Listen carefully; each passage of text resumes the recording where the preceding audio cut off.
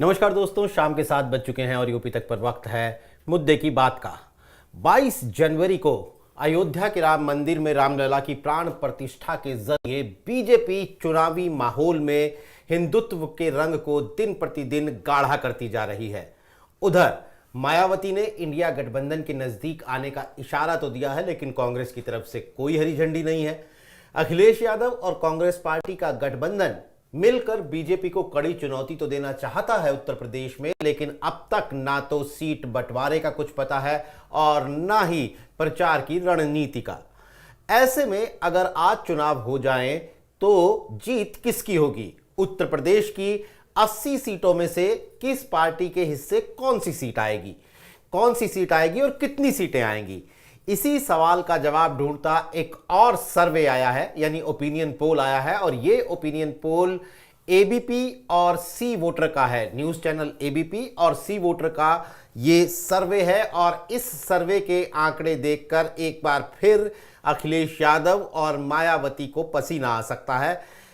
ABP और सी voter का opinion poll भी बीजेपी को उत्तर प्रदेश में बम्पर जीत दिखा रहा है। आपको अपनी स्क्रीन पर आंकड़े नजर आ रहे हैं कि 72 से 73 से 75 सीट 49% वोट के साथ एनडीए गठबंधन को मिलती हुई दिख रही हैं, जबकि कांग्रेस पार्टी और समाजवादी पार्टी, इन दो पार्टियों को मिला दें तो आंकड़ा जो है वो आधा दर्जन से भी कम है। 4 से 6 सीटें 35%, लेकिन वोट प्रतिशत जो है वो 35% है। और मायावती, एक बार फिर इस सर्वे ने मायावती को फिसड्डी साबित किया है।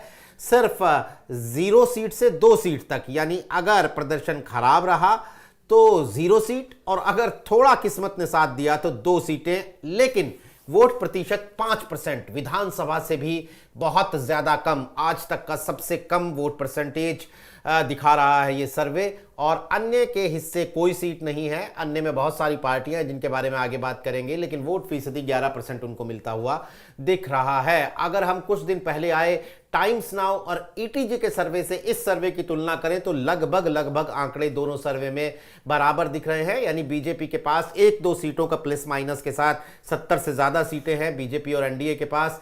अखिलेश यादव और कांग्रेस पार्टी जो है वो 5-6 सीटों पर सिमटे हुए थे उस गठबंधन में भी। यानी 2019 के मुकाबले सबसे बड़ा नुकसान आज की तारीख में मायावती को होता दिख रहा है। वो 10 सीटें लेकर आई थी 2019 में और फिलहाल उनकी जो हालत है ओपिनियन पोल्स में वो बहुत ही खराब है। 0 से 2 सीटें दिखा रहा है ये सर्वे।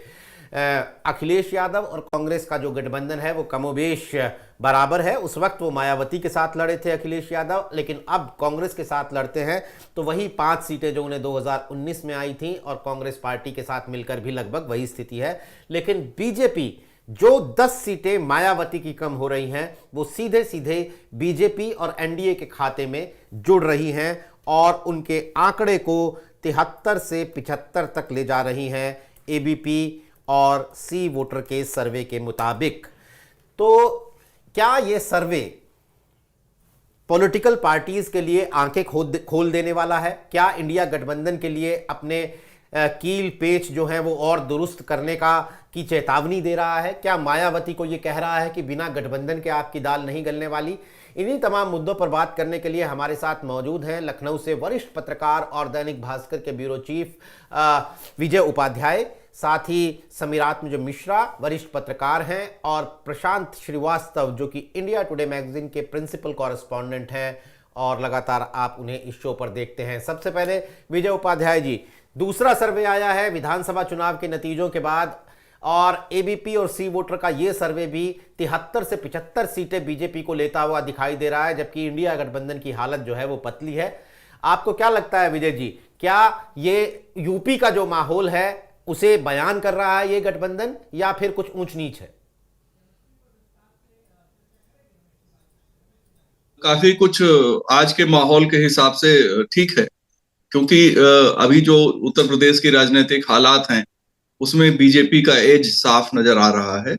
कोई ऐसा इशू नहीं है जिसपे बीजेपी को घेर सके अपोजिशन, और अपोजिशन के पास कोई ऐसी ठोस स्ट्रेटजी नहीं है कि वो कोई मुद्दा खड़ा कर सके।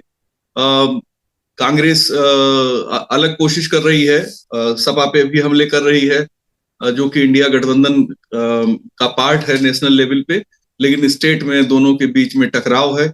बसपा एकला चलो की बात पहले कह चुकी है, और आरएलडी का अपना एक रीजनल कुछ जिलों में असर है, 2-3 जिलों में, लेकिन बहुत ज्यादा इम्पैक्ट डालने की स्थिति में नजर नहीं आ रही। देखिए, इस सर्वे में जो बात 49% वोट की कही गई है, मुझे लगता है कि ये परसेंटेज बीजेपी का बढ़ेगा इस बार। वो पिछली बार का जो आंकड़ा था 2019 का, जबकि सपा बसपा आरएलडी एक साथ थी, 12 सीटों पे सपा बसपा कांग्रेस एक साथ थी, इसके बावजूद बीजेपी 49% ले आई थी। 2019 से और 2024 के बीच में हालात अभी तक तो नहीं बदले हैं। जनवरी फरवरी में, मार्च में अगर कोई ऐसी घटना होती है जिससे लोगों का सेंटिमेंट हर्ट होता है या लोग परेशान होते हैं, तब क्या स्थिति होगी मैं नहीं कह सकता। लेकिन इस सर्वे के जो आंकड़े हैं, मेरा ऐसा मानना है कि जब आरएलडी सपा बसपा के साथ चुनाव लड़ने पर बीजेपी के 49% वोट थे, तो इसमें सपा बसपा के अलग हो जाने से ही बीजेपी का वोट परसेंटेज बढ़ जाएगा। और ये जो बढ़त है 1-2% की आसानी से होती हुई मुझे नजर आ रही है। यानी 49 से, ये कह रहे हैं सर्वे में, मेरा ऐसा मानना है कि 50+ % वोट अकेले बीजेपी का हो सकता है।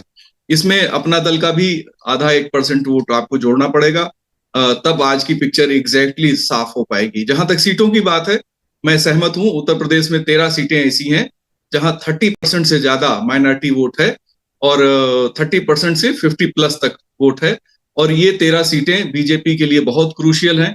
2014 में 73 सीटें वो जीत चुकी थी, इसलिए सर्वे अगर कहता है कि 75 सीटों तक, तो मुझे कोई अतिशयोक्ति नहीं नजर आता है, चूंकि 73 बीजेपी जीत चुकी है, और महागठबंधन के चैलेंज के बावजूद 64 सीटें अपने अलायंस के साथ वो जीत चुके हैं। तो ये कोई अतिशयोक्ति नहीं है, हालात ऐसे ही हैं। आगे की स्थितियां क्या होंगी, क्योंकि राजनीति में कोई चीज अस्थायी नहीं होता। अगर इस इंडिया गठबंधन में बीएसपी भी शामिल हो जाती है तो परिस्थितियां बदलेंगी, लेकिन छोटे दल कुछ ऐसे हैं जिनके बारे में देखना पड़ेगा कि वो किस तरीके से खेल को बनाएंगे या बिगाड़ेंगे। जैसे एक महत्वपूर्ण बात है कि सुहेलदेव भारतीय समाज पार्टी 2019 में अलग लड़ी थी, भाजपा के साथ नहीं थी। इस चुनाव में वो बीजेपी के साथ है, तो बीजेपी के लिए वो एक प्लस पॉइंट है। निषाद पार्टी उनके साथ पहले से थी, अपना दल सोनेलाल पहले से था, और अगर कहीं राष्ट्रीय लोकदल जैसी बीच बीच में खबरें आती रहती हैं कि वो इंडिया गठबंधन से नाराज हो सकते हैं, अंदर से टूट सकते हैं, अलग हो सकते हैं, क्योंकि बहुत अनसर्टेन पॉलिटिक्स करते हैं आरएलडी के लोग, तो मेरा ऐसा मानना है कि अगर कोई बदलाव हुआ तो उसका फायदा बीजेपी को हो सकता है। अदरवाइज सर्वे मोर और लेस ठीक है। वोट परसेंटेज पे मेरा 1 से 1.5% का पर आपत्ति है। जी, वोट परसेंटेज बीजेपी का और बढ़ सकता है। हमारे एक दर्शक है वीर की ओपिनियन पोल के हिसाब से इंडिया गठबंधन होने के बाद भी गठबंधन हार रहा है। क्या अखिलेश जी अब भी बोलेंगे कि मायावती गठबंधन में आई तो वो बाहर हो जाएंगे? वीरूदास का ये सवाल है, और यही सवाल समीर मेरा आपसे भी है। क्या हाल फिलहाल में जो हमें मायावती का एक इशारा इंडिया गठबंधन से नजदीकी बढ़ाने का देखने को मिला, लेकिन अखिलेश यादव की प्रतिक्रिया, शिवपाल यादव की प्रतिक्रिया, और यहां तक कि जयंत चौधरी की प्रतिक्रिया भी उस पर बड़ी तल्ख दिखी, तो क्या ये ओपिनियन पोल्स जो हैं वो इन पॉलिटिकल पार्टीज को भी ये कहेंगे कि भाई बिना मायावती के आपका गठबंधन जो है वो कम से कम आज की तारीख में तो बिल्कुल काम करता हुआ नजर नहीं आ रहा है? क्या आपको लगता है कि मायावती के इंडिया गठबंधन में शामिल होने के रास्ते अब भी खुले हैं? समीर।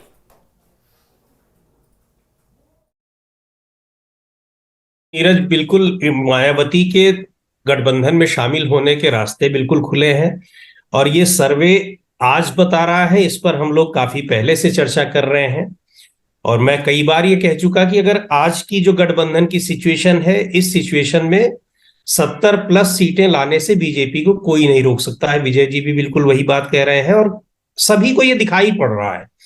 जिसका जो जिस तरीके से भी हम लोग एनालाइज करते हैं कि किसका वोट किधर जाएगा, कितना माइनॉरिटी है, कितना ओबीसी है, कितना फॉरवर्ड क्लास है, इन सब चीजों को देखते हुए, और अभी कई सारे जो ट्रम्प कार्ड्स हैं बीजेपी के पास, और सबसे बड़ा ट्रम्प कार्ड जो 22 जनवरी को राम मंदिर की प्राण प्रतिष्ठा होनी है, उसके बाद से जिस तरह से घर घर में प्रसाद वितरण होगा और तमाम तरह के उत्सव होंगे, तो उनसे आप उन मतों के, उन वोट्स के बढ़ने की ही उम्मीद करिए, वो घटने वाले नहीं है। चाहे जितनी बेरोजगारी हो, चाहे जितना कुछ और मुद्दा हो, चाहे जितना कुछ आप लेकर के आइए। उत्तर प्रदेश की खास तौर पे बात कर रहा हूं।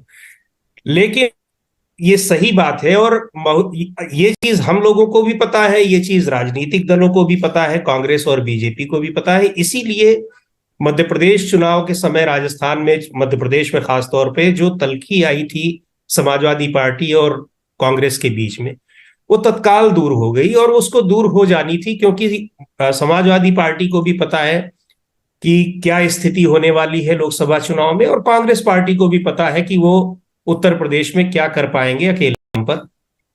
लेकिन एक चीज है, चाहे अखिलेश यादव बार बार ये कह रहे हो या उनको लग रहा हो कि वो बहुजन समाज पार्टी को साथ नहीं रखेंगे, पर ऐसा लगता नहीं है, उनको रखना ही पड़ेगा, और नहीं रखते हैं। और दूसरी बात यह है कि मायावती की है, तो उन्होंने संकेत भी दिया है, और मायावती के बारे में ये पहले से ही पता है लोगों को कि वो इस तरह का कोई डिसीजन तभी लेंगी जबकि यहाँ पर लगभग आचार संहिता लग चुकी होगी, लगने की स्थिति में होगी, या चुनाव की घोषणा हो गई होगी। उसके पहले मुझे लगता है कि वो बिल्कुल क्लियर कट अनाउंसमेंट नहीं करेंगी कि वो गठबंधन में शामिल हो रही हैं या नहीं हो रही हैं। और ये जो परिणाम, जो जो ओपिनियन पोल दिखाई पड़ रहे हैं, इसका आभास उनको भी अच्छी तरीके से, क्योंकि उनके पास भी रिपोर्ट्स जा ही रही होंगी, पिछले 2-3 चुनाव के नतीजे भी उनके पास हैं, बहुत सारे तरीके से उन लोगों ने भी अपना असेसमेंट किया होगा। और दूसरी बात यह है कि गठबंधन के साथ वो कितना फायदा ले सकती हैं, इसका एहसास उनको 2019 में भी है, सबसे ज्यादा फायदा उन्होंने ही लिया। और ये भी पता है कि उस गठबंधन में उनके वोट, उनके अपने जो वोट हैं, दूसरों को भी फायदा दिलाएंगे और खुद उनको भी दिलाएंगे। तो जाहिर सी बात है कि गठबंधन में भी उनकी एक मजबूत स्थिति रहेगी। वो सरकार बनाए, वो गठबंधन ना बनाए, लेकिन आने वाले दिनों में वो एक मजबूत स्थिति में रहेंगी। अब फिर से विधानसभा चुनाव भी आएगा, राजस्थान में भी उन्होंने सीट जीत ली है। और एक बात और भी है मायावती के साथ, ये है कि बहुजन समाज पार्टी के, कि वो गठबंधन में शामिल होती हैं तो कुछ और राज्यों में भी 1-2 सीटों के लिए वो बार्गेन कर सकती हैं, क्योंकि उनका प्रभाव वहां पर ठीक ठाक है। महाराष्ट्र हो, चाहे राजस्थान हो, यहाँ तक पंजाब हो, कई सारे राज्य हैं। तो उनके ना शामिल होने की संभावना मुझको नहीं दिखाई पड़ रही है, क्योंकि अपना जानबूझ करके, जानते हुए अपना नुकसान कोई राजनीतिक दल नहीं करेगा। लेकिन अगर बहुजन समाज पार्टी की एंट्री इंडिया गठबंधन में नहीं होती है, वो अलग अपने उम्मीदवार उतारती है, तो जो चुनाव के परिणाम होंगे, जो ये ओपिनियन सर्वे दिखा रहा है, ऐसे ही होंगे। हो सकता है 1-2 सीटें जो है वो बीजेपी के पक्ष में और भी ज्यादा आ जाएं, क्योंकि तब आप ये कह ही नहीं सकते हैं कि विपक्षी पार्टियों को सीट कहां से मिलेगी। अब जहां अभी विजय जी कह रहे थे कि कई निर्वाचन क्षेत्र ऐसे हैं जहां पर की माइनॉरिटी की संख्या ज्यादा है, बीजेपी भी मुस्लिम उतार देगी। बीजेपी नहीं उतारेगी, मायावती अलग से लड़ रही हैं तो वो उतार देंगी, जैसा कि विधानसभा में हम लोगों ने देखा चुनाव में। तो फिर उसमें आप कह लीजिए कि सबकी सब सीट जीत जाए, तो ये भी कोई बहुत बड़ी अतिशयोक्ति नहीं होगी। और दूसरी एक बात और है, जो अब समाजवादी पार्टी की बात हो रही है, समाजवादी पार्टी को भी ये पता है कि समाजवादी पार्टी अकेले दम पर वो भी कुछ नहीं कर पाएगी गठबंधन से अलग हट करके। इसलिए नहीं कर पाएगी कि उनका जो एक मेजर पार्ट है वोट का, जहां से उनको वोट मिलता है, वो है माइनॉरिटी। अकेले उनकी अपनी कम्युनिटी का वोट नहीं मिलता है, जो मिलता भी था उसमें से भी बहुत सेंध बीजेपी लगा चुकी है। आने वाले दिनों में और कोशिश करेगी कि वो उसको ब्रेक कर दे। तो अकेले उनको नहीं, मालूम है कि कुछ नहीं कर पाएंगे। और दूसरी बात यह है कि गठबंधन में रहने का फायदा उन्हें भी दिखाई पड़ रहा है कि सबसे मजबूत स्थिति में रहेंगे। सबसे मजबूत का मतलब यह है कि जहां तक सीटों की संख्या की बात होगी, तो हमें लगता है कि सबसे ज्यादा सीट ले पाने में सक्षम रहेंगे गठबंधन में। और भी कई चीजें हैं, एक तरीके से गठबंधन को लीड वो करेंगे, यद्यपि उनकी लीडरशिप को बीएसपी कितना मानती है नहीं मानती, लेकिन गठबंधन में आने पर तो मानना पड़ेगा, कुछ ना कुछ तो कोऑर्डिनेशन बनेगा ही।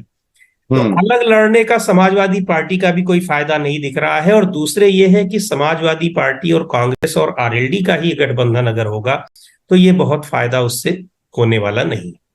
बिल्कुल प्रशांत, कुछ दिन पहले टाइम्स नाउ ईटीजी का सर्वे आया था, वो भी कांग्रेस पार्टी और समाजवादी पार्टी के गठबंधन को 4 से 8 सीटें दिखा रहा था। अब ये एबीपी सी वोटर का सर्वे आया है, ये भी दिखा रहा है तो ये तो फिर कांग्रेस पार्टी और अखिलेश यादव के लिए भी बड़ा आई ओपनर है ना, सारा पर्पस ही फेल हो जाएगा।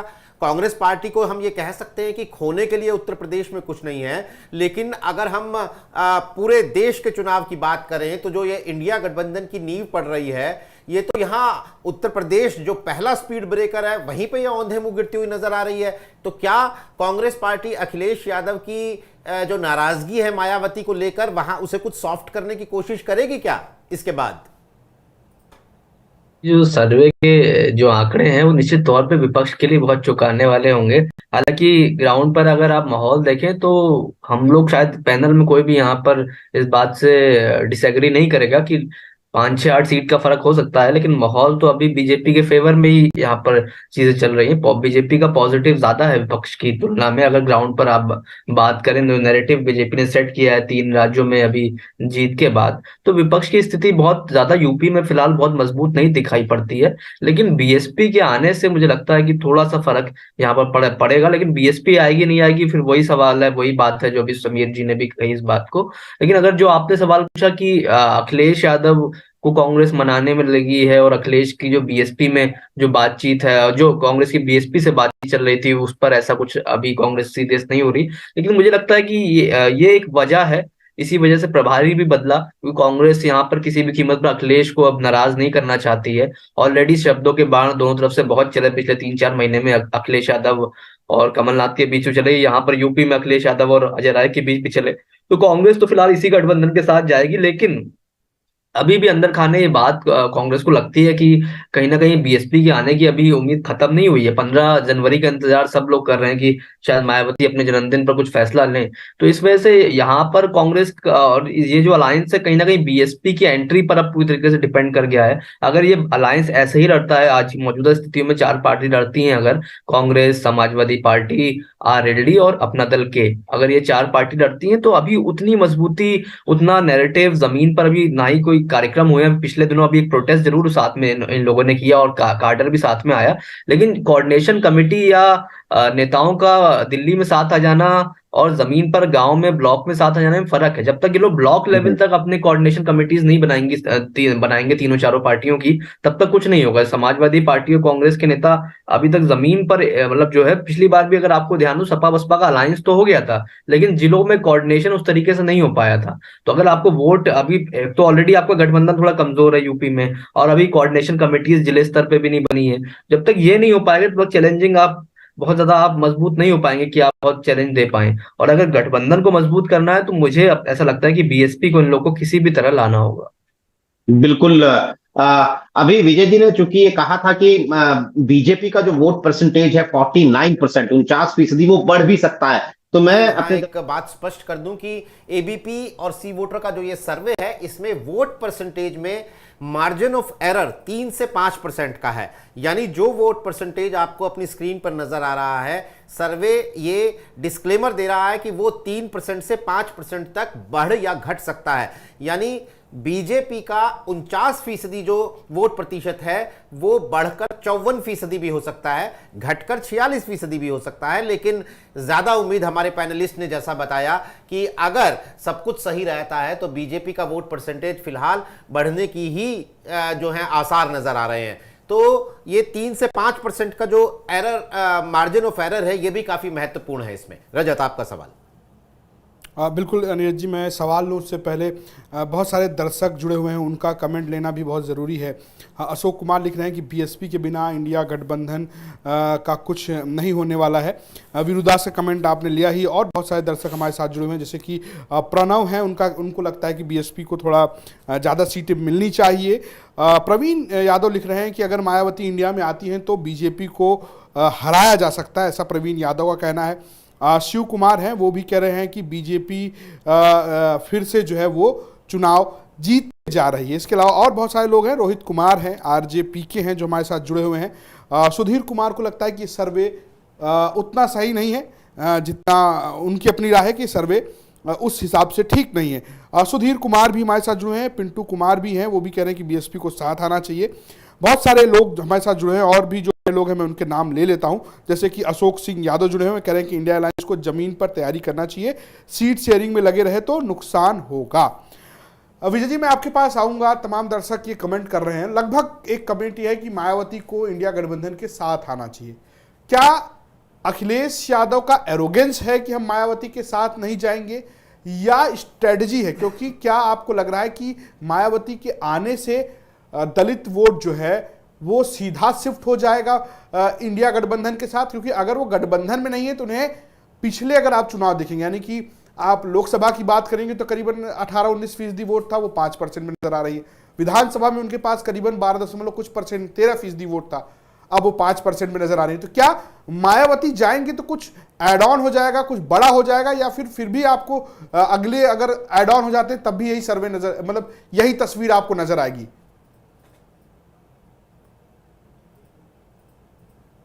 विजय जी, आप म्यूट पर है शायद। हाँ, देखिए, सर्वे ने खुद बीजेपी को 49% दिया है, प्लस माइनस के उस एरर के साथ। और 2019 का रिकॉर्ड हमारे सामने है, जब सपा बसपा आरएलडी एक साथ थी।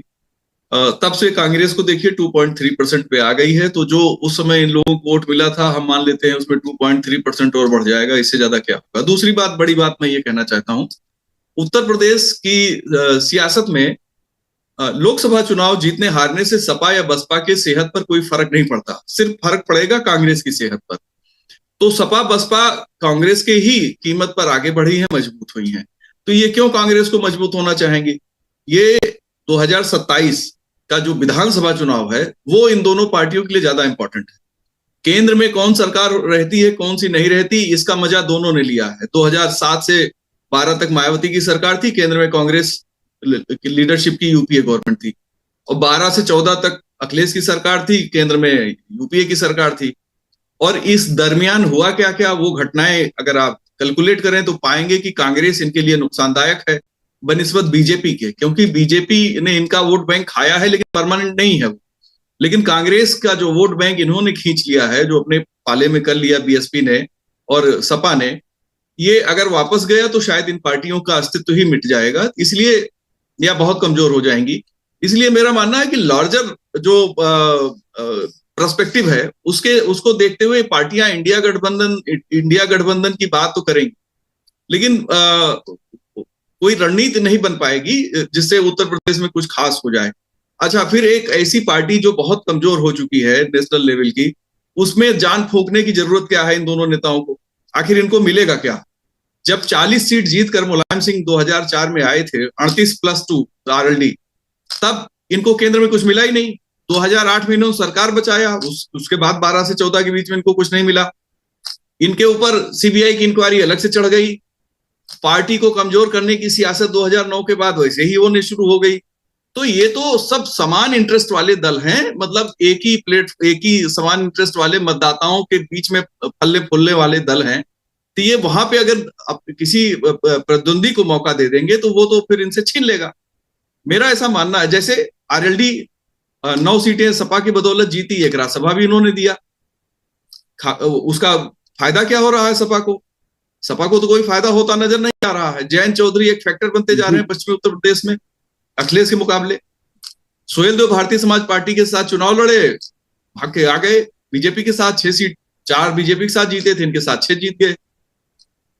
तो यूपी की, अच्छा, दूसरा जो ट्रेंड है रजत जी, देश के ज्यादातर राज्यों में जहां भी चुनाव हुए हैं या इसके पहले जो चुनाव हुए हैं, वो ट्रेंड असल में दिल्ली से शुरू हुआ कि 2 पार्टी सिस्टम पे पब्लिक वोट कर रही है।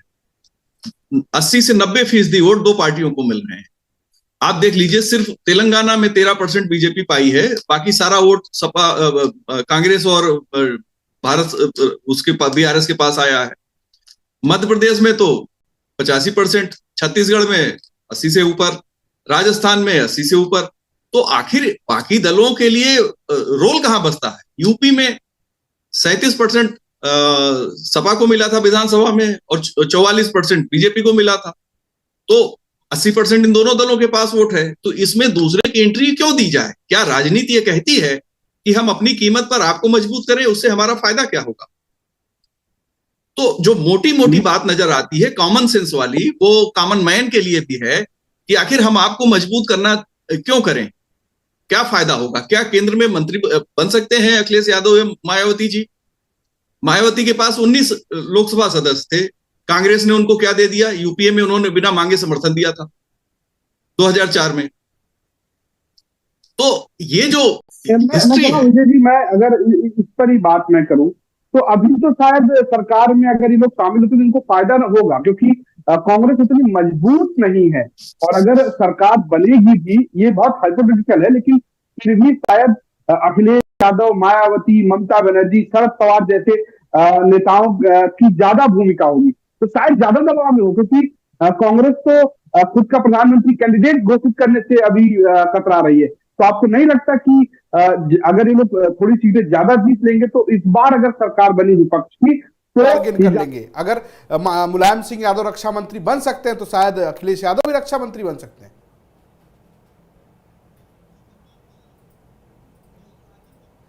कि नीतीश कुमार ने, आज नीतीश कुमार कहां है? लक्षण तो दिख रहे हैं ना कि ये जो अलायंस है ये कांग्रेस के वर्चस्व का अलायंस है। यहाँ पे वो जो मिर्जापुर सीरियल का डायलॉग है, तय वही करेगा जो कांग्रेस का कानून वही चलेगा। तो ये जो नीतीश कुमार का हंस रहे हैं, ये मायावती भी देख रहे हैं, अखिलेश भी देख रहे हैं। लालू की भूमिका क्या है इस अलायंस में, मुझे बताइए आप।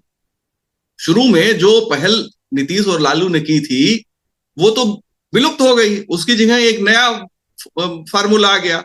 इंडिया नाम पे भी शुरुआत में सहमति सामने आ गई थी। तो आप जब कोई अलायंस बनाते हैं तो कोई अंडरस्टैंडिंग होती है ना, लाइक माइंडेड लोग होते हैं, लेकिन विजन सबके अलग हैं।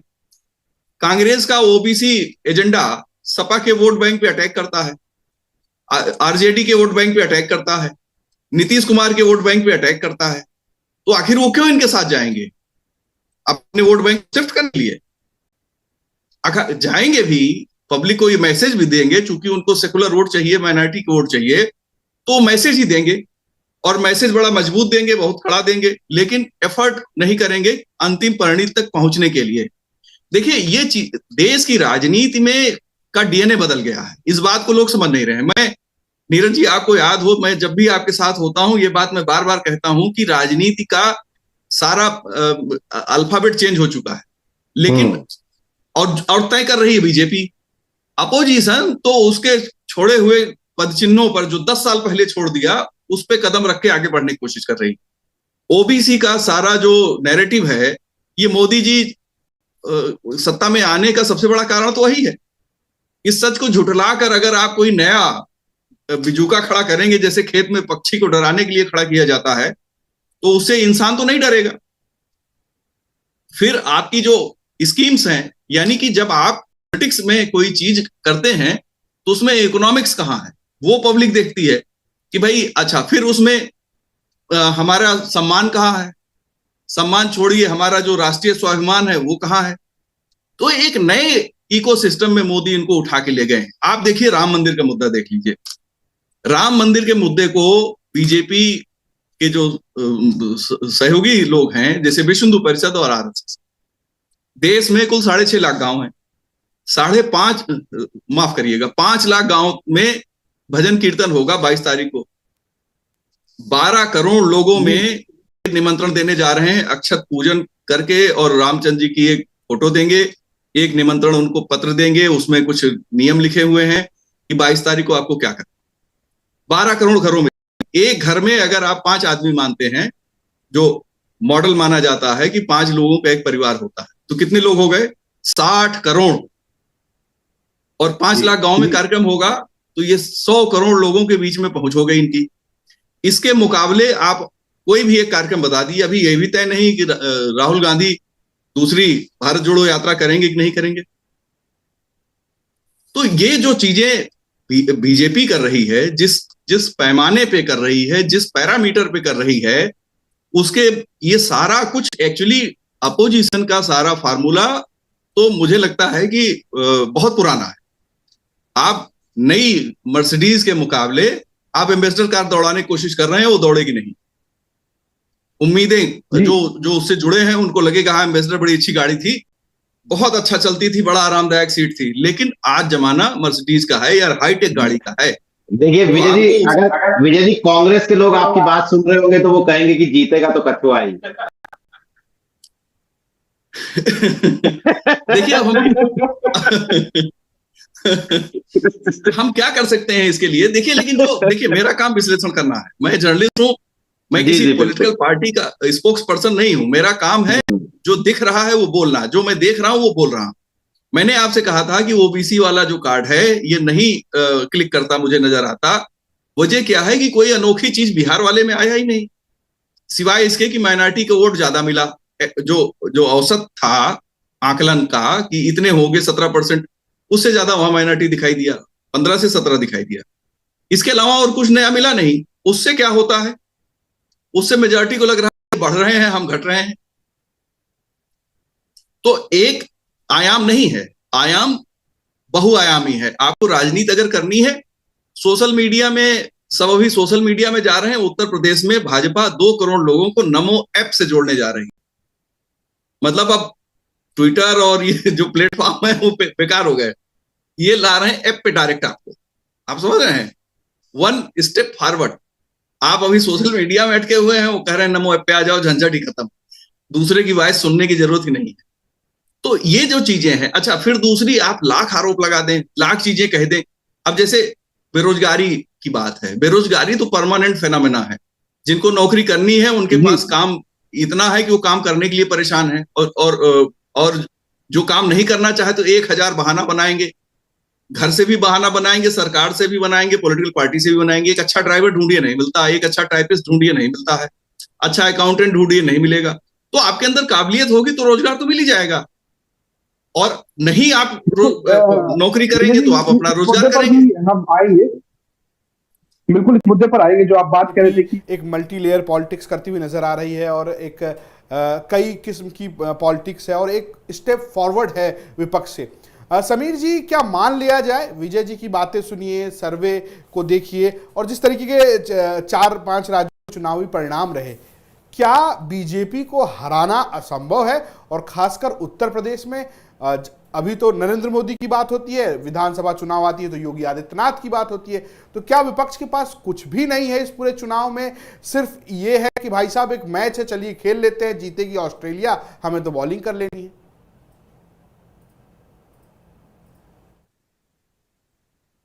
नहीं, देखिए मुश्किल तो है ही, इसमें तो कोई दो राय नहीं है, कोई बिल्कुल कहीं से भी कोई संदेह नहीं है, खास तौर से उत्तर प्रदेश में। और उत्तर प्रदेश ही नहीं, आप पूरे उत्तर भारत की अगर हम बात करें तो पूरे उत्तर भारत में मुश्किल है। लेकिन ये कह देना कि असंभव है, तो असंभव तो मुझे नहीं लगता है कि कोई चीज होती है। हाँ, हर दृष्टि में, चाहे वो टेक्नोलॉजी हो, विजय जी जो सारी चीजें कह रहे थे, चाहे वो नई नई टेक्नोलॉजी का प्रयोग करना हो, चाहे टेक्नोलॉजी को कैसे इस्तेमाल करना है और किस तरीके से उसमें संसाधन झोंकने हैं, इन सब में तो बीजेपी बहुत आगे है, उसमें कोई दिक्कत नहीं है। और उनके आधार पर वो तो पिछड़ी रहेगी ही। लेकिन बात ये भी है ना कि इन सारी चीजों के अलावा और विपक्ष के पास अब और क्या हो सकता है? उसके पास और नई चीज लाएगी क्या? नई चीज लाने के लिए वो और बीजेपी की काट में वही जो नए तौर तरीके थे, बीजेपी भी जब चुनाव लड़ने के लिए आई तो कोई उसके पास नया तौर तरीका थोड़ी था, उन्हीं चीजों के आधार पर आई। अब ये है कि वहां पर बने रहने के लिए, पर एक चीज हम लोग ये भी देखें कि बहुत सारी जगहें ऐसी रही जहां पे कई सालों से बीजेपी की सरकारें थी, तो वहां बीजेपी राज्यों की अगर मैं बात करूं, बीजेपी की सरकार गई भी घटी भी। जब ये 3 राज्य नहीं थे तो आपने देखा कि किस तरीके से सिकुड़ करके बीजेपी का जो प्रभाव था वो कितना कम रह गया था पूरे भारत में। हाँ, और केंद्रीय स्तर पर भी जो आज बीजेपी के पास सीटें हैं, तो कोई ऐसा नहीं है कि बीजेपी के पास इतना बड़ा बहुमत है कि कभी किसी का रहा ही नहीं। अगर देखा जाए तो जो पूर्ण बहुमत की सरकारें रही हैं वो इनसे ज्यादा की पूर्ण बहुमत की सरकारें हमेशा रही। ज्यादातर, एक आध अगर कोई मुझे लगता है कि नहीं रही होगी तो नहीं रही होगी, लेकिन ज्यादातर जो पूर्ण बहुमत की सरकारें रही हैं वो बीजेपी से रही है। लेकिन एक बात जो सबसे महत्वपूर्ण है कि एक तो कुछ मुद्दे बीजेपी के पास ऐसे हैं, और दूसरे बीजेपी के पास बीजेपी ने अपने नेतृत्व का ऐसा एक ऑरा खड़ा कर रखा है कि प्रधानमंत्री मोदी का फेस, उसके खिलाफ उत्तर भारत में आप जितने भी अटैक कर रहे हैं वो सारे फेल हो रहे हैं। ये बहुत बड़ी बीजेपी के पक्ष में ये बहुत बड़ी बात है और विपक्ष के लिए उसके नुकसान के संदर्भ में बहुत बड़ी बात है। तो अब आप उसको कैसे काट सकते हैं? लेकिन यह है कि अगर हम लोग इसकी बात करें कि जो चुनावी समीकरण है, जिस तरह से वोटिंग पैटर्न है, वोटिंग परसेंटेज है, तो 2014 से में जो चुनाव हुए थे उसकी तुलना में 2019 में बीजेपी के फेवर में माहौल कोई कमजोर नहीं था, ज्यादा ही था, पुलवामा अटैक के बाद खास तौर पर। लेकिन सपा और बसपा का जो गठबंधन हुआ, यद्यपि वो गठबंधन अभी शायद प्रशांत ने कहा था कि वो जमीन पर उतना ज्यादा नहीं दिखाई पड़ा था और पार्टियों के बीच में तो गठबंधन हो गया था, बावजूद इसके उसने इतना प्रभाव छोड़ा कि सपा और बसपा को 15 सीटें हासिल हो गई, जबकि बीजेपी उसी माहौल में, उसी टेम्पो में, उसी अपनी आक्रामकता के साथ चुनाव लड़ रही थी और वही देशभक्ति और वही पुलवामा, उससे भी ज्यादा 2014 की तुलना में भी ज्यादा माहौल बना करके चुनाव लड़ रही थी। लेकिन यूपी में कम हो गई सीटें। तो जो ये किस वजह से हुआ? ये इन दोनों के बीच के जो इनके वोटर्स के जो समीकरण होते हैं उनकी वजह से हुआ कि कहीं मिला कहीं नहीं मिला। और अगर पूरी तरीके से दोनों ही पार्टियों के मतदाताओं ने अपने उस गठबंधन को वोट दिया होता, जैसा कि नहीं हुआ, दोनों पार्टियों ने एक दूसरे पे आरोप भी लगाए, बावजूद इसके आधे मन से अगर आधे लोगों ने भी वोट दिया तो उसका प्रभाव ये रहा। अभी की स्थिति क्या है? ये ठीक है कि समाजवादी पार्टी और बहुजन समाजवादी पार्टी दोनों कांग्रेस के वोट पर उनकी अपनी जो राजनीतिक जो जीवंतता थी बनी रही, वो सही बात है। वोट लौट करके जाएगा अगर कांग्रेस के पास, उनका नुकसान होगा। लेकिन जब बात अपने अस्तित्व की आती है तो लोग कुछ भी करने को तैयार होते हैं। तब वो लॉन्ग टर्म पॉलिटिकल गेन की बात ना देख करके वो जो शॉर्ट टर्म, अभी जो तुरंत तत्काल दिखने वाला गेम है, उसको देखेंगे। अब मान लीजिए कि बहुजन समाज पार्टी क्या ये जानते हुए कि उसकी 0 सीट आ जाएगी और 5% वोट परसेंटेज उसका रह जाएगा 19+% जो था 2019 में उसकी तुलना में, तो मुझे नहीं लगता कि ऐसा जानते हुए वो गठबंधन नहीं करेंगी। और दूसरी बात यह है, वही चीज समाजवादी पार्टी के साथ भी लगती है। बाद में कोई ये थोड़ी ना है कि गठबंधन में आ गए तो उनकी विवशता हो जाएगी कि वो कांग्रेस पार्टी के साथ बंधे रहे, या कोई जरूरी थोड़ी है कि विधानसभा कांग्रेस पार्टी के साथ लड़े, नहीं लड़ेंगे।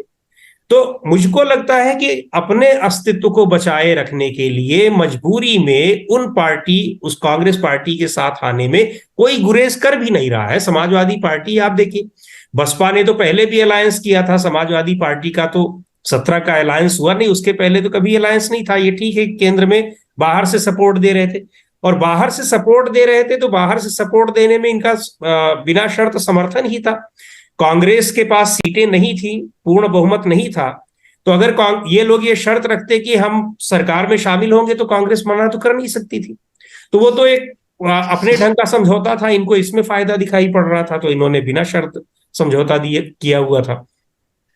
तो मुझको लगता है कि ये गठबंधन किसी देश में, प्रदेश के जनता के हित में नहीं, अपनी पार्टियों के हित में हो रहा है, और पार्टियों को साफ दिखाई पड़ रहा है कि उससे फायदा होगा, तो निश्चित तौर पर वो सब गठबंधन करेंगे। उनको चाहे जितनी उनके आपस के बीच की दुश्मनी रही हो, समाजवादी पार्टी और बसपा के बीच में जितनी दुश्मनी थी, मुझको नहीं लगता कि दुश्मनी के लेवल पर पार्टियों में कभी इतना विरोध रहा होगा, लेकिन वो 2019 में मिले थे। और दूसरे ये है कि इनके आने के बावजूद क्या फिर भी बीजेपी जीत जाएगी? तो ऐसा, या यही पर ये जो अभी सर्वे में दिखाई पड़ रहा है यही दोहरा पाएगी? तब मुझे ये स्थिति नहीं दिखाई पड़ रही है। तब चाहे जितना भी और राम मंदिर का आप प्रचार प्रसार कर लीजिए, उसकी क्रेडिट ले लीजिए, घर घर में जा करके और खड़े ही हो जाइए, ऐसा नहीं हो पाएगा। उसकी वजह ये है क्योंकि देखिए, जो खास तौर पर मैं बार बार बीएसपी की ही बात इसीलिए कर रहा हूं कि बीएसपी का बड़ा सॉलिड वोटर है। 2019 के लोकसभा चुनाव तक वो 19% देखिए रहा है उसका, जबकि सारी सीटों पे चुनाव नहीं लड़ी है, 19% वोट रहा। 22 में इसलिए घट गया कि उसकी पार्टी कहीं भी लड़ाई में नहीं दिखाई पड़ रही थी, बहुजन समाज पार्टी 2022 के विधानसभा चुनाव में, इसलिए एक बड़ा हिस्सा उसका जो है वो चला गया दूसरी तरफ बीजेपी की ओर। आज की स्थिति में भी यही है। अगर बीजेपी और बीएसपी लड़ाई में दिखाई पड़ेगी तो वो जो हार्डकोर वोटर है वो बीएसपी और उसके गठबंधन के साथ आता हुआ दिखेगा, आएगा। और नहीं, गठबंधन से उबार नहीं, हारती हुई दिखाई पड़े तो यही फिर 4% 5% वोट उसके पास रहेगा। तो जब वो वोट आएगा तो उसका इंपैक्ट भी दिखेगा। ऐसा नहीं हो सकता कि वो न दिखाई पड़े, सीटों में रिफ्लेक्ट ना हो। बिल्कुल आपकी बात है कि तो उसका एक रिफ्लेक्शन इंडिया गठबंधन में दिखेगा। प्रशांत जी, इंडिया गठबंधन की पॉलिटिक्स को आप अंदर खाने से जानते हैं, आपकी बातचीत लगातार नेताओं से होती है, आप मुलाकात करते रहते हैं। क्या विपक्ष को इस बात का एहसास नहीं हो रहा है कि जो सर्वे में दिख रहा है कि उत्तर प्रदेश में मामला नील बटे सन्नाटा नजर आ रहा है, तो उनकी क्या स्ट्रेटजी है? अगर वो मायावती को साथ नहीं ला रहे हैं तो कुछ स्ट्रेटजी है, कैसे लड़ेंगे इस बीजेपी से जो घर घर 5 लाख घर अक्षत लेके जा रही? हो सकता है आने वाले दिनों में आपको राम मंदिर के नाम पे और बहुत सारे इवेंट और कार्यक्रम करते हुए नजर आए। तमाम चीजें करती है बीजेपी लगातार। क्या कुछ स्ट्रेटजी है इंडिया गठबंधन के पास? आपकी कोई बातचीत से कुछ सामने आया हो? जी, मैंने अभी पिछला, जब इससे पहले मैं बोल रहा तभी मैंने ये बात बोली कि स्ट्रेटजी जो अभी मीटिंग हुई है वो इंडिया अलायंस की दिल्ली में, बॉम्बे में और पटना में जो मीटिंग हुई है, लेकिन उसके बाद ऐसी स्ट्रेटेजिक मीटिंग नहीं हुई कि जो स्ट्रेटेजिक, जहां पर स्ट्रेटेजी तैयार की गई हो। अगर लखनऊ में अखिलेश यादव, अजय राय या यूपी के जो नए प्रभारी बने हैं उनके बीच में मीटिंग हो, मतलब दिल्ली में या एक सेंट्रल लीडरशिप के बीच में मीटिंग हो गई, लेकिन जब तक लोकल लीडरशिप के बीच में और स्टेट्स में जब तक मीटिंग नहीं होंगी आपस में, तब तक कोऑर्डिनेशन ईजी नहीं है। तो जो मेरी जानकारी है वो यही है, इन लोग का यही प्लान है। अभी पिछले दिनों जो धरना प्रदर्शन हुआ था, जब सांसदों की गिरफ्तारी हुई थी, सपा और कांग्रेस एक ही बैनर के, मतलब बैनर अलग अलग थे, एक ही स्टेज पर साथ में बैठे हुए वहां के कार्यकर्ता नजर आए थे। अब इस चीज को गंभीरता से आगे ले जाने का इन लोग का प्लान बन रहा है कि जिले लेवल पर भी कोऑर्डिनेशन कमेटी बनाई जाए, जिसमें 10 से 12 लोग की एक कमेटी हो, जिसमें कांग्रेस का जिलाध्यक्ष, सपा का जिलाध्यक्ष, आरएलडी का जिलाध्यक्ष और बाकी जो नगर कमेटी के जो लोग हैं उनको वहां पर जो है पूर्व एमएलए एमएलसी, उन सबको जो मिला के 10 से 12 लोग की हर जिले में कमेटी बनाई जाए ताकि लोगों को यूनाइट करें। लेकिन वही वाली बात है कि सिर्फ वो भी काफी नहीं है, वो एक अहम हिस्सा जरूर हो सकता है, लेकिन बिना नैरेटिव के वो भी काफी नहीं है। तो हो सकता है कि आने वाले दिनों में जब राहुल गांधी भारत जोड़ो, अखिलेश यादव का जो पीडीए नैरेटिव है, क्योंकि हाँ, जब वो गठबंधन की मीटिंग से बाहर निकले तो उन्होंने कहा कि झंडा पीडीए का, डंडा जो है वो इंडिया अलायंस का। तो क्या यहाँ पर जो सहयोगी दल है यानी कि जैन की उस पार्टी, बात के लिए राजी है कि अखिलेश यादव के पीडीए पर ही उत्तर प्रदेश में बीजेपी के राम मंदिर को रोका जाएगा? नहीं, सबका देखिए अपना अपना। अखिलेश यादव पीडीए की बात करेंगे, कांग्रेस अपनी तरह से बेरोजगारी महंगाई की बात करेगी, आरएलडी किसानों की बात करेगी, तो सब अपने अपने तरीके से चलेंगे। लेकिन हो सकता है आने वाले दिनों में जब राहुल गांधी भारत जोड़ो यात्रा का जो सेकंड पार्ट अगर स्टार्ट करेंगे और अगर यूपी से गुजरते हैं, तो हो सकता है हम लोग अखिलेश यादव और जयंत चौधरी को भी उस यात्रा में कम से कम स्वागत करते हुए या मिलते हुए देखें। एक नैरेटिव तो कुछ ना कुछ इनको देना ही पड़ेगा, तभी तो आप देखेंगे कि आप एक साथ हैं। बिना उसके तो आप एक साथ दिख नहीं सकते। अभी इनका जो प्लान है वो है जिलों में कमिटीज बनाने का, जिसमें साथ में सब नेता आए, कोऑर्डिनेशन कमिटीज बने। अब उसके बाद अब यात्रा जो भारत जोड़ो आएगी, यूपी जब एंटर करेगी फरवरी में, मोस्ट लाइकली अगर यात्रा शुरू होती है जनवरी में, तो फरवरी मिड में या फरवरी के तीसरे हफ्ते में वो जाके यूपी आएगी। अगर यूपी आएगी तो फिर यहाँ पर हम लोग देख सकते हैं कि विपक्ष के नेता एक साथ जो दिख रहे हैं। उसके अलावा अभी बहुत ज्यादा कोई ऐसी बड़ी स्ट्रेटेजी नहीं तैयार हुई है जिसको लेके हम दावा करें कि बहुत बड़ी स्ट्रेटेजी तैयार है। अभी भी इसी वजह से विपक्ष थोड़ा सा यूपी में कमजोर नजर आ रहा है, क्योंकि जो भी बातें हुई है वो सेंट्रल लीडरशिप के बीच में हुई है। लोकल लीडरशिप को लेकर अभी कुछ बहुत ही बात ही नहीं हुई। अभी तो सीट डिस्ट्रीब्यूशन ही होना बाकी है। सीट डिस्ट्रीब्यूशन का फॉर्मूला निकलने के बाद भी आपस में विवाद आएगा कि हमको ये नहीं ये चाहिए सीट, है ना। तो अभी तो बड़ी लंबी लड़ाई है और अगला 1 महीना बड़ा इंपॉर्टेंट होने वाला है। कांग्रेस पार्टी ने ये इशारा दिया है कि अखिलेश यादव की भारत जोड़ो यात्रा का जल्द ही शुरू किया जाएगा। दरअसल भारत जोड़ो यात्रा का जिक्र इसलिए ज़रूरी हो जाता है क्योंकि 2023 यानी इसी साल के जनवरी में जब वो भारत जोड़ो यात्रा हुई तो उसके बाद लगातार ये चर्चा हुई कि राहुल गांधी की लोकप्रियता में बढ़ोतरी हुई है, कांग्रेस पार्टी का ग्राफ जो है वो ऊपर हुआ है और लोगों तक जो एक पहुंच राहुल गांधी ने अपनी बनाई है उसका फ़ायदा चुनावों में नज़र आएगा। फिर कर्नाटक में जीत हासिल की कांग्रेस पार्टी ने, तेलंगाना में भी जीत हासिल की, हालांकि वो 3 हिंदी पट्टी के राज्य हार गए।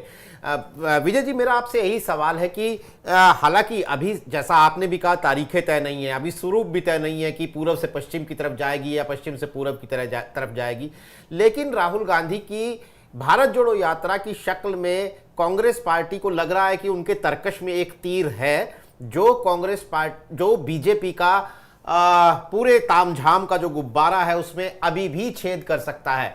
आपको लगता है कि भारत जोड़ो यात्रा फिर से कोई संजीवनी ना सही, कम से कम कोई मुगली घुट्टी पिला देगी इंडिया गठबंधन को? देखिए, ये मोदी का भाग्य है कि कांग्रेस के पास इस तरह की लीडरशिप,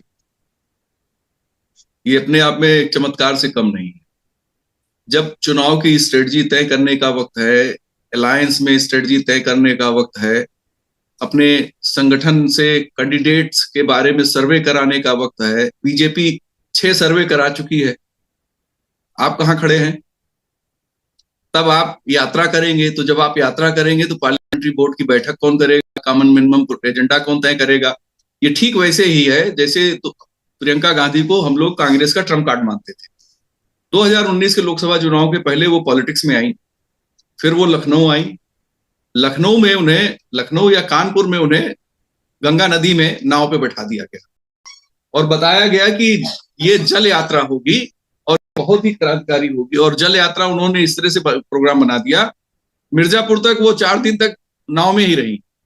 नदी से कितने लोगों का संपर्क हुआ, नतीजा क्या हुआ? तो कांग्रेस में इस तरीके के हवाई योजनाएं बनाने वाले लोग ट्रम्प कार्ड को फेल कर दिया इनके रणनीतिकारों। तो ये जो हवाई योजना बनाने वाले लोग हैं, इनको जमीनी हकीकत नहीं पता, और प्रधानमंत्री नरेंद्र मोदी जमीन से उठे हुए आदमी हैं और सारे उनके फैसले में, उनके भाषण में, उनके शब्दों में जमीन हमेशा नजर आती। जो आदमी नोटबंदी का मुकाबला कर ले गया, जबकि वेनेजुएला को पीछे पैर खींचने पड़े, यहां विपक्ष नोट अपनी बचाने में लग गया कि साहब 1 हफ्ते का वक्त दे दिया जाए किसानों को। तो होता यह है कि जो आप जनता के लिए जब कोई कार्यक्रम बनाते हैं तो उसको आप शिद्दत से बनाइए। देखिए, मैं नीरज जी दूसरी बात कहता हूं कि इस तरह के अलायंस की कोई जरूरत ही नहीं है इस देश में। अब जो 80 से 90% वोट 2 पार्टियों को मिल रहे हैं, तो इसका मतलब जनता ने अलायंस अपना बना ली है। ये बात मैं आपसे 1.5-2 साल से कह रहा हूं। बिल्कुल। और ये जो जनता का अलायंस है, इसमें बिला वजह राजनीतिक दल अब हस्तक्षेप कर रहे हैं, इनकी उपादेयता खत्म हो चुकी है। मैं 2021 में जानता था कि ये मेरे पास किसी को मैंने व्हाट्सएप मैसेज भेजा था कि 3% कांग्रेस और 13% बीएसपी आएगी उत्तर प्रदेश में। मेरे पास आज भी वो रखा हुआ है, व्हाट्सएप की डेट नहीं चेंज हो सकती। तो ये जो अभी आ रहा है, मैं पहले से जानता हूं कि 10% से नीचे आना है बसपा को, लेकिन बसपा फ्यूचर में खत्म हो जाएगी, ये फ्यूचर में मजबूत नहीं होगी, ये बात मैं नहीं मानता। मैं मानता हूं कि फ्यूचर में मजबूत हो सकती है, फ्यूचर में वो सरकार भी बना सकती है। लेकिन आज के दिन में इस लोकसभा चुनाव में बीएसपी चाहे साथ में लड़ेगी चाहे अकेले लड़ेगी, उसका वोट परसेंटेज घटेगा। लीडरशिप नहीं है उनके पास, और ग्रूमिंग चल रही है लीडरशिप की, पालना पॉलिटिक्स चल रही है वहां पे।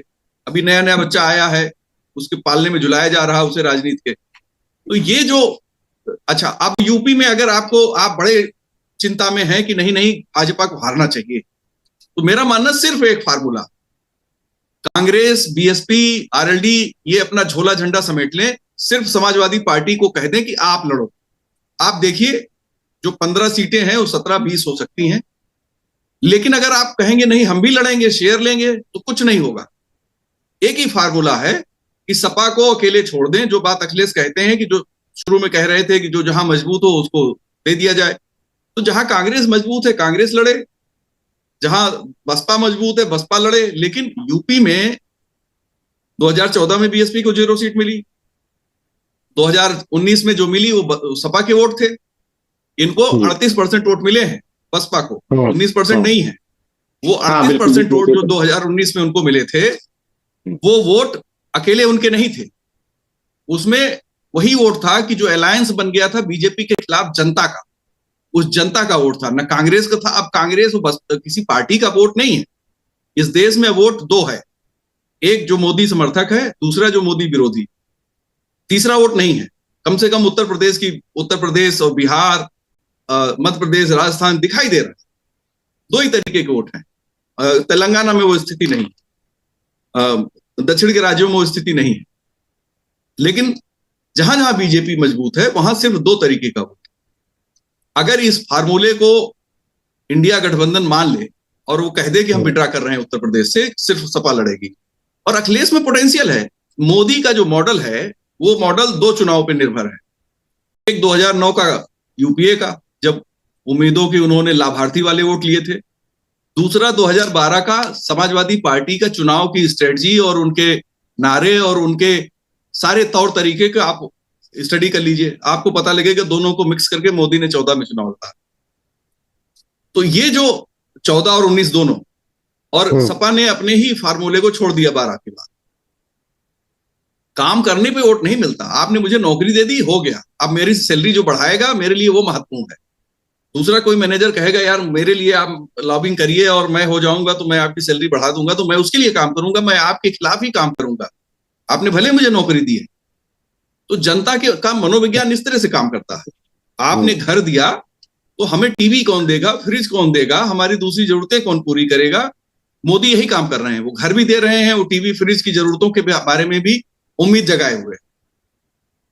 अपोजिशन के लिए अगर हम बहुत स्ट्रेटजी बना दें, नहीं जीतेगा। क्यों? आप एक साथ एक स्वर में बात करना उनको सिखा नहीं पाएंगे। कांग्रेस एक नेशनल पार्टी है, उसमें ऊपर से नीचे जब कोई बयान आता है तो बदलता जाता है। ऊपर कुछ बयान आएगा, दूसरा कुछ बयान दे देगा, तीसरा कुछ बयान दे देगा। खरगे को प्रधानमंत्री अगर माना, प्रोजेक्ट करने की कोशिश की ममता बनर्जी और अरविंद केजरीवाल ने, तो खरगे ने ही विड्रा कर लिया। तो इस तरह से थोड़ी पॉलिटिक्स होती है। आखिर अलायंस में चीजों को आपको अगर कोई प्रस्ताव आ रहा है तो आपको गुणदोष के आधार पर विचार करके तब जवाब देना है कि आप तुरंत ही नहीं नहीं नहीं नहीं हम नहीं करेंगे। अरविंद केजरीवाल और ममता बनर्जी अब स्ट्रेटजी के मास्टर हैं अपने अपने क्षेत्र में। और पंजाब जीता अरविंद केजरीवाल ने और दिल्ली में दबदबा कायम रखे। असली दबदबा अरविंद केजरीवाल का, कांग्रेस का दबदबा नहीं है। ये तेलंगाना की भी जीत है, ये कोई चमत्कारी जीत नहीं है।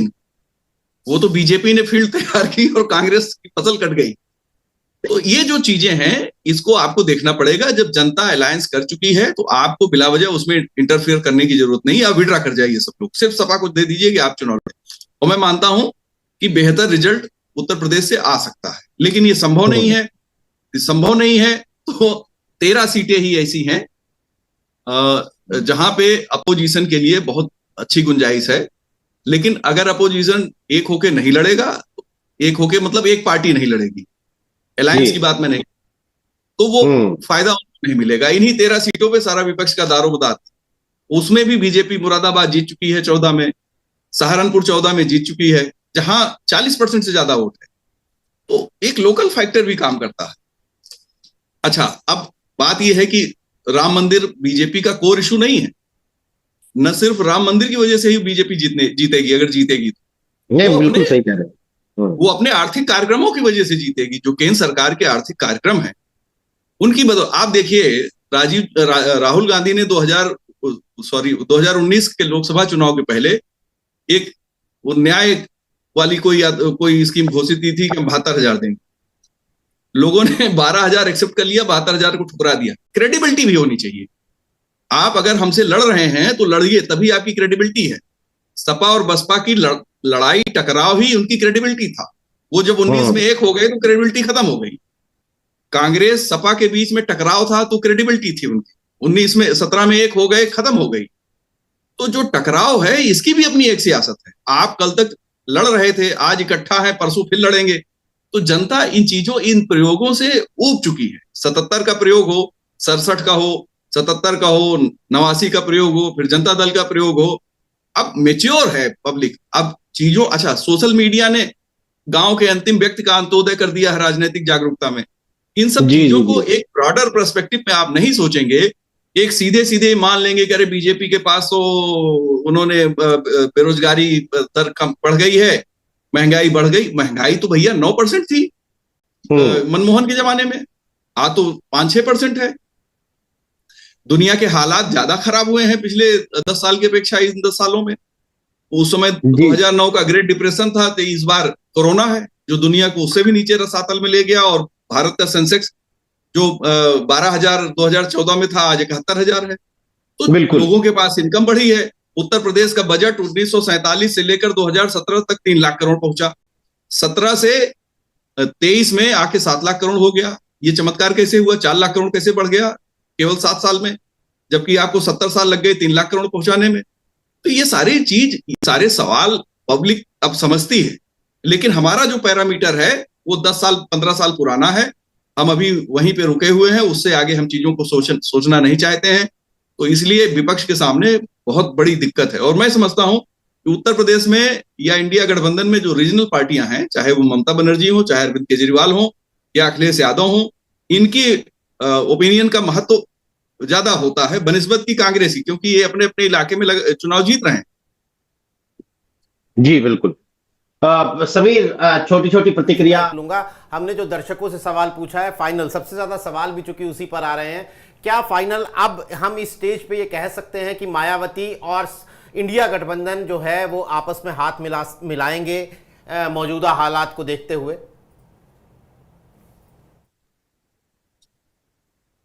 हाँ बिल्कुल, मैं तो पहले भी कहा और अभी भी कह रहा हूं कि मौजूदा हालात को और अपने हालात को देखते हुए दोनों की बात कर रहा हूं, हाथ मिलाएंगे। प्रशांत, आपको क्या लगता है कि क्या हाथ मिलाएंगे या मिलाना चाहिए मायावती और इंडिया गठबंधन को? देखिए, ये तो उन्हें ही डिसाइड करना है कि करना चाहिए कि नहीं करना चाहिए, लेकिन मुझे लगता है संभावना है अभी मायावती के आने की। बिल्कुल। तो ये सवाल हमने अपने दर्शकों से भी पूछा था कि क्या मायावती और इंडिया गठबंधन हाथ मिलाएंगे, तो आपने लगातार, आपने तो अभी भी कहा कि सबको अलग अलग लड़ना पड़ेगा, तो मुझे लगा मायावती नहीं हाथ मिलाएंगी। अच्छा, मायावती हाथ नहीं। चलिए, ये विजय जी का कहना है। मैं YouTube पर हमने चूंकि ये एक पोल डाला था और वहां पर बहुत सारे हमारे दर्शकों ने जवाब दिया है। इंटरेस्टिंग बात, दिलचस्प बात यह है कि पिछले हफ्ते भी हमने ये सवाल पूछा था मायावती की प्रेस कॉन्फ्रेंस के बाद, तो बिल्कुल 50-50 बल्कि 51-49 था। 50% 51% दर्शक कह रहे थे कि हाथ नहीं मिलाएंगे, 49% कह रहे थे कि हाथ मिला लेंगे। लेकिन आज यह आंकड़ा बदल गया है, 76% हमारे दर्शक ये कह रहे हैं कि मायावती इंडिया गठबंधन से हाथ मिला लेंगी, और सिर्फ 24% का ये कहना है कि मायावती अब भी इंडिया गठबंधन में शामिल नहीं होंगी। तो आज फिलहाल उत्तर प्रदेश के जो चुनावी हालात हैं, कम से कम ओपिनियन पोल जो एक के बाद एक आ रहे हैं, वो बीजेपी को बम्पर जीत मिलती हुई दिखा रहे हैं। आने वाले दिनों में जाहिर तौर पर विपक्ष को अपनी रणनीति को और मांझना होगा ताकि वो एक मजबूत चुनौती दे सके, जैसा कि वो दावा कर रहे हैं। कार्यक्रम में शिरकत करने के लिए विजय उपाध्याय, समीर, प्रशांत, आप सभी का बहुत बहुत शुक्रिया। तमाम दर्शकों का आभार। आज